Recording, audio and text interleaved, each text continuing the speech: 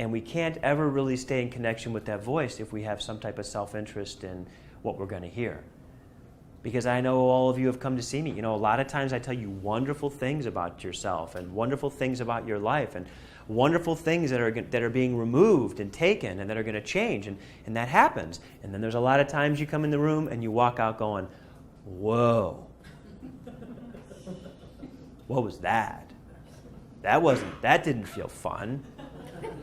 You know, I feel lighter, I feel better, but it doesn't feel like it. I didn't feel fun. It felt very intense, and I feel kind of,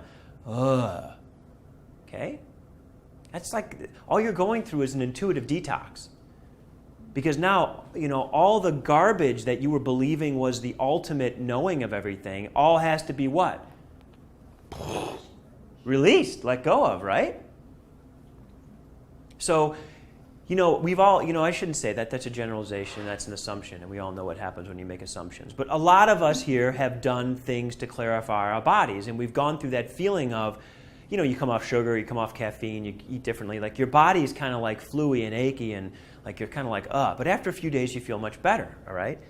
This is what happens when you come to see me. And this is what happens sometimes after our classes. And this is what's going to happen to you. Remember, I don't want to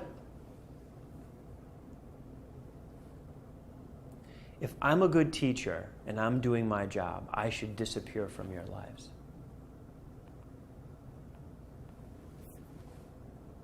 I should just disappear. You shouldn't even see me in front of you at some point. Even if I'm still standing here, you shouldn't see me anymore. If I'm a good teacher, you shouldn't see me anymore. I should be invisible to you. You should just see a vessel of truth staring at another vessel of truth, validating it within you. There shouldn't be a separation. There shouldn't be an authority. Do you understand that? If I'm a good teacher, if I'm practicing enough, and I'm all that I'm being asked to be, at some point I should be gone. And this should be a process that I've instilled in all of you, and I've initiated in all of you, and I've activated the whatever words you want to put to it, activated the code for its acceleration and existence within you. And that it starts happening for you automatically as you practice it. And I'm sure that a lot of people in here, that's already been happening. But at some point, you know, it should be a constant process that you are conscious of happening. And when that happens, you're going to go through intuitive detox. You're going to go through these moments of, wow, everything I thought was this way is now this way. And that goes to that thing I've said many times. And I'm so glad I was wrong. I'm so glad that I was wrong about it being this way. But when you go through that undulation, that change, it's an intuitive detox. It's like, like your head just kind of hurts because your head has been so screwed on a certain way because it's been built up into this authority of reaction and emotion. How it makes me feel is what makes it right or wrong. And how it affects me makes it right or wrong. And when you see it in a way that takes that away, it's like,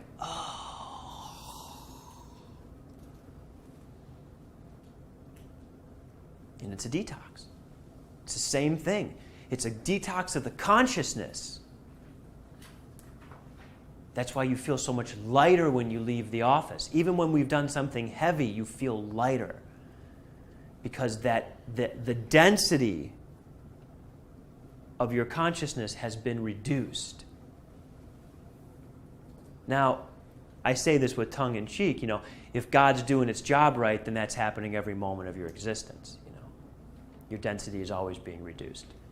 The practice is all about just saying, how can I help God, which is what you are, reduce my density? What are the ways I can do that? That's what the practice is all about. So it's all about learning some things that you need to not do anymore, which make you more dense, or prolong the reduction of your density more than anything, okay, which is emotional reaction. Self-interest. And now we're finally getting into living intuitively, which helps to accelerate the reduction of density. So if we're going to accelerate the reduction of density, we're doing something with the concentration of matter, are we not? Is not all matter, isn't all density based in some form of matter? Whether it's consciousness or not, it's based in matter. The denser, the tighter the matter, the more dense it is. The more space there is, the less dense it is. Maybe you remember from one of the classes I taught way back in the beginning, it's all about more space and less matter. When you're living intuitively and accepting that you really don't know what's going on, okay, in a very healthy way, other than what you know matters, how much else really matters? More or less? Less. And it isn't that you don't have a godly interest in things being as good as they can be, but in order to have that godly interest in how good things can be on a personal level, okay, remember, to get rid of self-interest, you have to lower the density of matter that you associate with self. So on an individual level, things have to matter what? Less. That opens you up to be more aware of what matters more.